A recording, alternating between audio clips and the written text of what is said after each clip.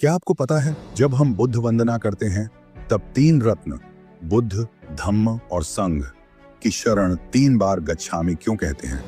इस परंपरा की जड़ एक प्राचीन घटना में मिलती है। एक समय भगवान बुद्ध नालंदा के पावारिक आम्रवन में विहार कर रहे थे। उसी समय निर्ग्रंथ नाटपुत्र भी अपने समुदाय के साथ उसी नगर में ठहरे थे। एक दिन एक निर्ग्रंथ दीर्घ तपस्वी तथागत के पास आया।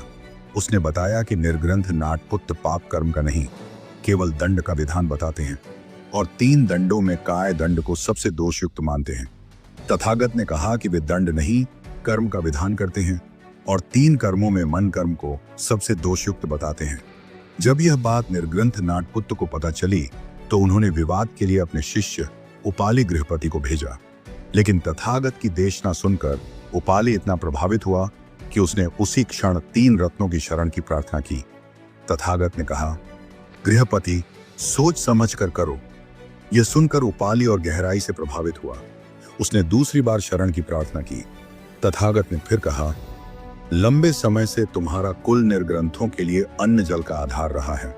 यह मत समझना कि अब उन्हें पिंड नहीं देना चाहिए। उपाली का विश्वास और दृढ़ हो गया। जब उसने तीसरी बार प्रार्थना की तभी उसे बुद्ध, धम्म और संघ की शरण दी गई। वहीं से यह परंपरा स्थापित हुई कि शरण सोचकर, समझकर और दृढ़ निश्चय से ली जाती है।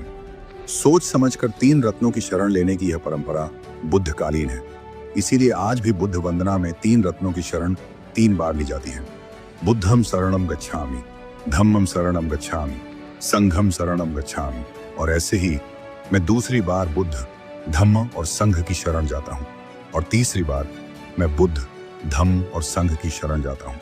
तो अब अगर कोई आपसे पूछे 3 रत्नों की शरण 3 बार क्यों ली जाती है, तो आप शांत मन से बस इतना कह सकते हैं, क्योंकि शरण कोई शब्द नहीं, यह एक समझ है, एक जांच है और एक दृढ़ निर्णय है। इसीलिए हम 1 बार नहीं, 2 बार नहीं, बल्कि पूरे होश और जागरूकता के साथ 3 बार बुद्ध, धम्म और संघ की शरण जाते हैं।